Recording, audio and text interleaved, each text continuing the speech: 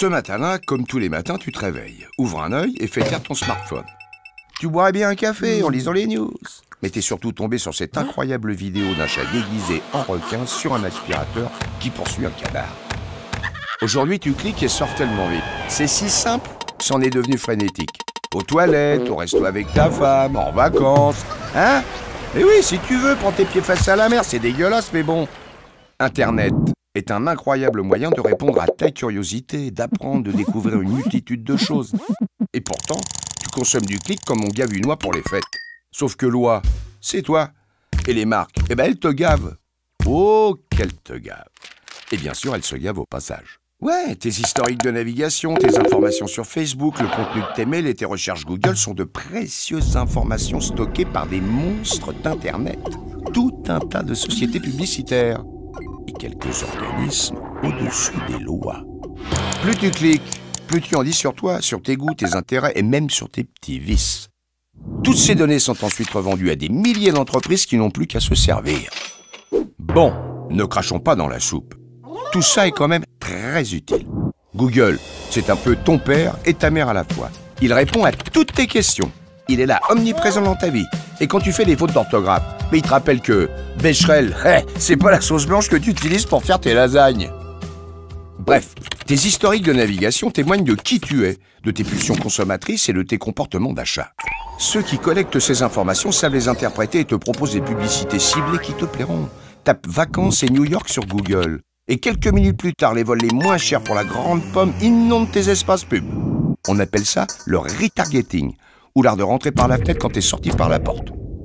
Tu es une aubaine publicitaire, te dis-je. Depuis 2009, sans t'en rendre compte, tu es même devenu un homme sandwich, porte-voix de marque que tu as liké. Et Facebook se charge de rappeler tous les jours à tes amis le fan que tu es.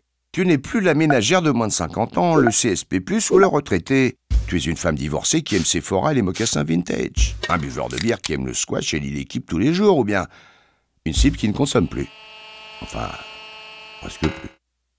Une nouvelle révolution d'Internet s'annonce. C'est l'ère du Big Data, et nous n'en sommes qu'aux prémices. Nous collectons les données plus rapidement que nous sommes capables de les analyser.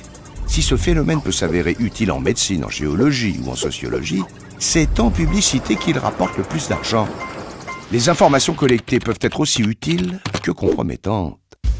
Facebook Graph Search permettra par exemple de repérer des hommes musulmans vivant à Téhéran intéressés par d'autres hommes. Ou des mères italiennes, catholiques, aimant la marque Durex. Gênant, non? Tiens, voilà Marc. Hey, salut Marc! Celui qui te connaît mieux que ta mère. Top, avec qui votre fils est rentré de soirée samedi dernier après le bal du lycée? Aujourd'hui, nous sommes plus d'1 milliard à posséder un compte chez lui. Eh oui, Facebook est le 3e pays du monde en termes de nombre d'habitants. Prends ça, chinois. Sauf que les habitants de Facebook sont partout dans le monde et que ce beau pays d'exhibitionnistes ne répond à aucune autre législation que la sienne. Il fait ce qu'il veut, Marc. Sauf dans les pays qui n'ont pas forcément envie de savoir leurs habitants espionnés. Des pays qui le font très bien tout seuls. Alors, quand Marc est invité par notre président à l'Élysée, tu te doutes bien que c'est tapis rouge à tous les étages. Et en basket, monsieur, dame. S'il voulait, il pourrait même planter sa tente dans le jardin. Alors on fait quoi? On vide nos historiques de navigation, on supprime notre compte Facebook et on part au Tibet?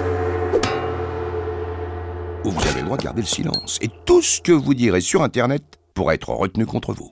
En fait, tout ceci est un échange de bons procédés. Les vidéos sur YouTube, les smart radios, les informations gratuites. Vous croyez quand même pas qu'on allait tout vous donner? Pour profiter de l'incroyable monde d'Internet, vous devez accepter que les marques vous connaissent et vous proposent un contenu publicitaire que vous aimez déjà avant le contenu que vous vouliez voir. Elle est pas belle la vie. Allez. Bon. Oh, c'est fini, oui.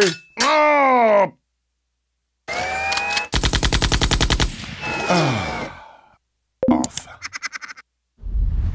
Si c'est gratuit, vous êtes le produit.